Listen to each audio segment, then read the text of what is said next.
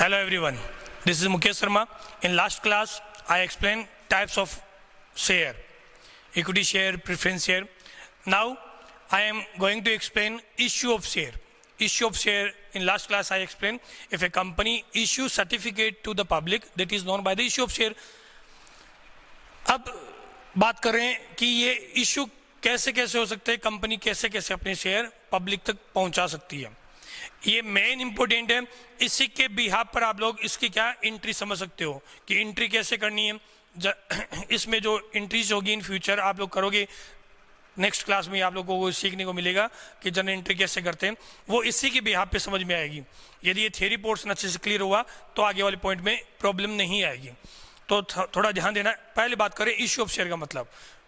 मैं कंपनी आप लोगों को पब्लिक के पास में एक ऑफर लेकर आया कि मैं अपने शेयर सेल करना चाहता हूं, मैं सेल कर रहा हूं, तो उसे बोलेंगे इश्यू ऑफ शेयर. मतलब क्या किया, मैंने आपको सर्टिफिकेट दिया और आपसे उसके एवज में मैंने अमाउंट ले ली, उसे अपन बोलेंगे इश्यू ऑफ शेयर. ध्यान रखना, यदि आप ये सोचोगे कि जब क्लास होगी उस टाइम पर और अच्छे से समझेंगे, नो डाउट क्लास होगी फिर समझाया जाएगा, लेकिन इसका मतलब ये नहीं है कि अब आप लोग एफर्ट्स नहीं करोगे. अब आप लोगों को ज़्यादा एफर्ट्स करने हैं, क्योंकि उस टाइम पर अपन डायरेक्टली क्वेश्चन वगैरह कर सकते हैं. अभी आप लोग डायरेक्टली क्वेश्चन नहीं कर सकते बीच के अंदर. नो डाउट आप लोगों को यदि प्रॉब्लम है तो ऐप के डाउट सेक्शन के अंदर आप डाल सकते हो, उसके बाद आपकी प्रॉब्लम जरूर क्लियर कर दी जाएगी. लेकिन फिलहाल आप लोग इसमें अपना 100% देने की कोशिश करें. इश्यू ऑफ शेयर के 3 पार्ट होते हैं. सबसे पहले तो अपन ये कह सकते हैं कि यदि अपन लोग कैश में इश्यू कर रहे हैं, मतलब रुपए ले रहे हैं और उसके बदले में शेयर इशू कर रहे हैं, तो उसके अंदर अपन ये 2 कैटेगरी रखेंगे. और यदि आप लोगों ने रुपया नहीं लिया, अदर देन केस की बात करते हैं, तो ये तीसरी कैटेगरी इसके अंदर बनेगी. नंबर 1 है for case by private placement. Private placement का मतलब क्या है, अपन लोगों ने शेयर इशू किया, लेकिन अपने प्राइवेट जो पर्सन कनेक्टेड है अपन लोगों से, अपने फ्रेंड्स अपने रिलेटिव्स है, उन्हीं के बीच में अपन लोगों ने शेयर इशू किया, तो उसे बोलेंगे प्राइवेट प्लेसमेंट. मतलब जनरल पब्लिक के पास में आप लोगों ने शेयर ऑफर नहीं किया. Second one is for case by public subscription for share. अब ये शेयर है वो अपन क्या करें, केस में फर्स्ट वाला भी केस में था, अपन ने प्राइवेटली सेल किया.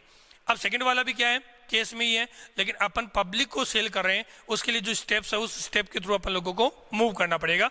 तो फर्स्ट बात करें, केस की बात हुई. सेकंड बात कर रहे हैं अपन लोग अदर देन केस. उसमें क्या किया कि अपन लोगों ने केस में शेयर इशू नहीं किया. मान लीजिए मुझे कोई एक मशीनरी परचेज करनी है, मैंने मशीनरी परचेज की और उसके एवज में मैंने कैश देने की बजाय क्या कर दिया, शेयर इशू कर दिया. तो ना ही तो मैंने कैश लिया है और ना ही मैंने कैश पे किया है. कैश पे करने की बजाय मैंने शेयर दिया है और शेयर के एवज में जो कैश आना था उसकी बजाय मैंने मशीन परचेज कर ली. तो उसे बोलते हैं अदर देन केस. मतलब केस के एवज में नहीं करके अलग कोई अपन करते तो उसे बोलते हैं अदर देन केस. देखिएगा, number 1 private placement of share, section 42 of the company act 2013. Section हर एक के आप लोगों को लर्न करना है, क्योंकि मल्टीपल चॉइस क्वेश्चन के अंदर सेक्शन के रिगार्डिंग क्वेश्चन बन सकता है, आपको ये ध्यान रखना है. तो नंबर 1 है private placement of share, section 42 of the company act 2013. Sometime the promoters of the public company are confident of raise capital through private sources. Private sources का मतलब क्या है कि अपने कनेक्टेड जो पर्सनल रिलेटिव्स है, अपने फ्रेंड्स है, उनकी बात हो रही है. Company does not invite the public to subscribe for its share. मान लीजिए अपन लोगों की कंपनी है, अपन लोगों को कुछ शेयर इशू करने हैं. ये कंपनी है, कंपनी चाहती है कुछ शेयर 10,000 शेयर इशू करना चाहती है. अब कंपनी क्या करती है कि ये 10,000 शेयर अपने ही फ्रेंड्स रिलेटिव्स या जो लिंक में अपन लोगों के पास में रहते हैं उन लोगों को शेयर इशू कर दिया, कंपनी के एम्प्लॉय को शेयर इशू कर दिया. मतलब जनरल पब्लिक के अंदर नोटिस डालकर न्यूज़पेपर में कोई ऐसी हिंट नहीं दी. इसको और अच्छे से जब अपन पब्लिक सब्सक्रिप्शन पढ़ेंगे, सेकंड वाला पॉइंट पढ़ेंगे, तब और अच्छे से क्लियर होगा. फिर भी सुन लीजिएगा, 10,000 शेयर इशू करने. अब ये क्या कर रहे हैं, अपने फ्रेंड्स रिलेटिव्स को इशू कर रहे हैं, जनरल पब्लिक में ऑफर नहीं लेकर आए, तो उसे अपन बोलेंगे प्राइवेट प्लेसमेंट ऑफ शेयर. फिर देखिएगा, sometime the promoters of the public company are confident of raising capital through private sources and contact. Company does not invite the public to subscribe for its share. Public को invite नहीं करती है, public में नहीं जाता, अपने relatives अपने private जो कॉन्टेक्ट है उन्हीं को शेयर देते हैं, तो उसे बोलेंगे प्राइवेट प्लेसमेंट ऑफ शेयर. इसका एक एग्जांपल है स्वेट इक्विटी शेयर. अब ये ध्यान रखना, एमसीक्यू के अंदर इसका मोस्टली क्वेश्चन पूछा जाता है हर 1-2 साल के बाद में. जैसे पहले एमसीक्यू नहीं थे, 1 मार्क्स के क्वेश्चन, तो डायरेक्ट क्वेश्चन पूछते थे स्वेट इक्विटी शेयर क्या होता है. एक कंपनी डायरेक्टर्स, एम्प्लॉई, मेंबर्स को डिस्काउंट पे या शेयर इशू करती है अपने ही एम्प्लॉइज को, तो उन्हें क्या बोलेंगे? Sweat equity share. Sweat equity share का section 54 of the company act 2013, मतलब सेक्शन क्या है? 54 के अकॉर्डिंग आप लोगों को इसकी एंट्री करनी है।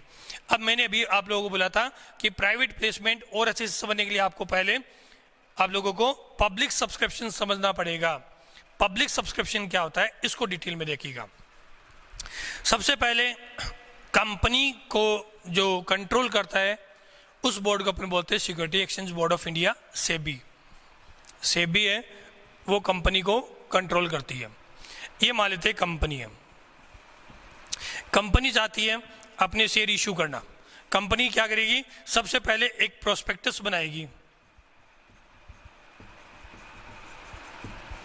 ये जो प्रोस्पेक्टस बना है इसका मतलब क्या होता है? कंपनी अपनी सारी डिटेल वगैरह इसमें रखती है, जैसे कंपनी का नाम क्या होगा, कंपनी की ब्रांच कहाँ होगी, कंपनी की जो सारी डिटेल इसके रिगार्डिंग जो बन सकती है, जैसे कंपनी के मेंबर्स क्या होंगे, टोटल शेयर कितने इशू करेंगे, आर्टिकल एसोसिएशन वगैरह सब डालना, कंपनी के मेन क्या क्या फीचर्स है। जैसे मान लीजिए आप अपनी स्कूल में कोई एडमिशन लेते हो तो अपनी स्कूल के बारे में आप देखना चाहोगे कि इस स्कूल के अंदर क्या क्या है, इसमें कौन कौन सी फैकल्टीज़ हैं और इसके अंदर बाकी फैसिलिटीज़ क्या है, वो सारी चीज़ें उस प्रोस्पेक्टस में लिखी हुई मिलती है। आप लोग जब एडमिशन लेते हो तो उसके साथ में आपको प्रोस्पेक्टस दिया जाता है। तो वैसे ही कंपनी क्या करती है? अपना एक प्रोस्पेक्टस बनाती है। ये प्रोस्पेक्टस में सारी डिटेल जो कंपनी इन्वेस्टर को अट्रैक्ट कर सकती है वो सारी डिटेल उसमें दी जाती है। तो वो प्रोस्पेक्टस क्या करता है? सबसे पहले सेबी को इश्यू किया जाता है, security exchange board of India को वो प्रोस्पेक्टस दिया जाता है। प्रोस्पेक्टस क्या करती है? सेबी चेक करती है कि उसमें कोई डिटेल ऐसी तो नहीं है जिसको मैच किया जा रहा है। मैच करने के लिए डिटेल अपन को लगता है कि प्रॉब्लम आ रही है तो उसको अपन क्या कर देते हैं? प्रोस्पेक्टस को रोक दिया जाता है सेबी, और फिर वापस कंपनी को रिटर्न करती है। कंपनी उसको वापस एक्सचेंज करेगी, फिर वो क्या करेगी? सेबी को रिटर्न देगी, सेबी अप्रूवल देगी। जब सेबी अप्रूवल दे देती है कि हाँ अब आप अपने शेयर पब्लिक में ऑफर कर सकते हो, तब आप लोगों का फर्स्ट स्टेप कंप्लीट होती है। तो फर्स्ट स्टेप है टू इश्यू प्रोस्पेक्टस। सबसे पहले प्रोस्पेक्टस बनाना होता है। जैसे कंपनी प्रोस्पेक्टस बनाती है, परमिशन मिली, कंपनी क्या करती है? न्यूज़पेपर के अंदर कंपनीज की डिटेल्स वगैरह देती है। डिटेल देने के बाद कंपनी क्या करेगी? उसी न्यूज़पेपर के अंदर कुछ अकाउंट्स वगैरह देगी कि जिस पर्सन को यदि कंपनी के शेयर परचेज करने हैं वो क्या कर सकता है? कंपनी के शेयर को मार्केट के अंदर परचेज कर सकता है। बैंक के अकाउंट नंबर दिए हुए हैं, कुछ बैंक के अकाउंट नंबर यहाँ पे, उनमें कंपनी के जितने शेयर की रिक्वायरमेंट है, मान लीजिएगा 10 रुपीज़ का शेयर है, कंपनी इंस्टॉलमेंट में लेती है। स्टार्टिंग में मान लो कंपनी ने 3 रुपये लिए, फिर 2 रुपये लिए, फिर 5 रुपये ले लिए, ऐसे लिए। तो फर्स्ट इंस्टॉलमेंट, सेकंड और थर्ड, तो ये फर्स्ट इंस्टॉलमेंट होती है, उसको बोलते हैं एप्लीकेशन। ये एप्लीकेशन के अकॉर्डिंग इंस्टॉलमेंट अमाउंट रिसीव की जाती है, उसी को अपन क्या बोलेंगे? एप्लीकेशन।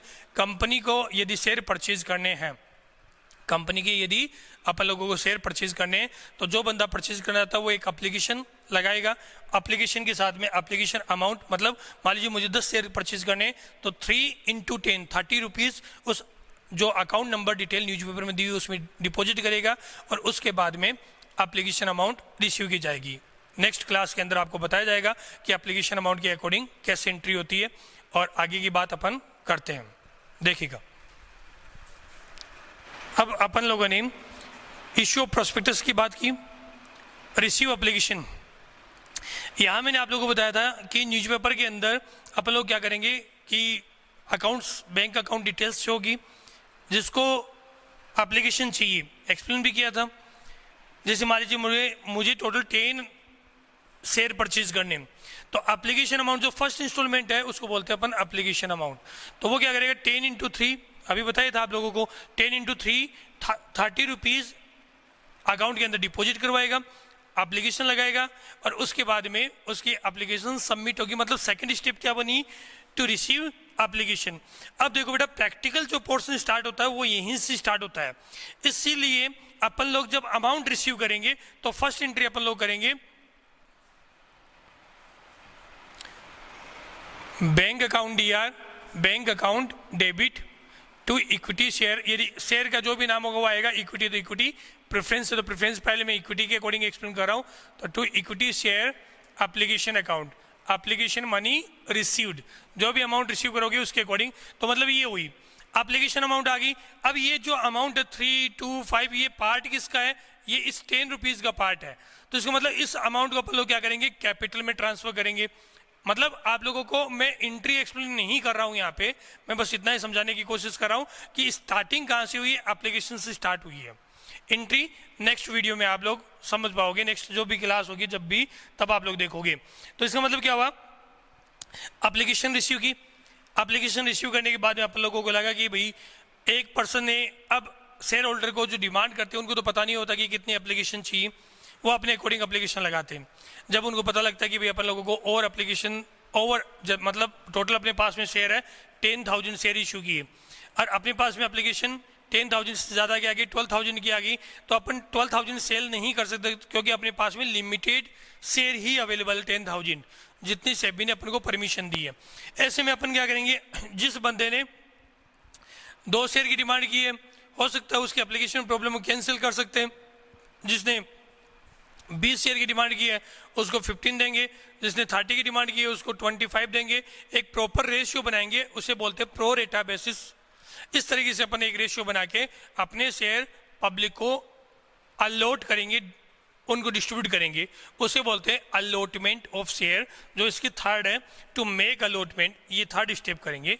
अलॉटमेंट करना पड़ेगा शेयर का, वो होगा to make allotment. First issue prospectus, detail बनाई, सेबी से परमिशन ली, इश्यू प्रोस्पेक्टस, न्यूज़पेपर में डिटेल दी, पब्लिक से एप्लीकेशन मांगी, रिसीव एप्लीकेशन, एप्लीकेशन रिसीव की, उनका एक प्रॉपर रेशियो बनाया और वो रेशियो बना के अब वो सर्टिफिकेट उनको अपन लोग दे रहे हैं। उस सर्टिफिकेट को देने को क्या बोलते हैं, allotment of share, share allotment कर रहे हैं। अब मैंने क्या कहा कि अपन लोगों ने यहाँ पे फर्स्ट जो इंस्टॉलमेंट है एप्लीकेशन, सेकेंड इंस्टॉलमेंट है अलॉटमेंट, अलॉटमेंट करेंगे, सर्टिफिकेट डिस्ट्रीब्यूट करना, और थर्ड इंस्टॉलमेंट, फोर्थ, फिफ्थ, कितनी भी हो सकती है आगे, उसको बोलते हैं कॉल मनी। अब ये 2 काम तो स्टार्टिंग में होंगे, एप्लीकेशन के साथ में जब सर्टिफिकेट दे रहे तो अलॉटमेंट हो गया। फिर कंपनी को लगेगा कि अपन को पैसे की रिक्वायरमेंट है, तब वो क्या करेंगे कि और अलॉटमेंट के बाद में जो और कॉल करेंगे उसे अपन लोग कॉल मनी बोलेंगे।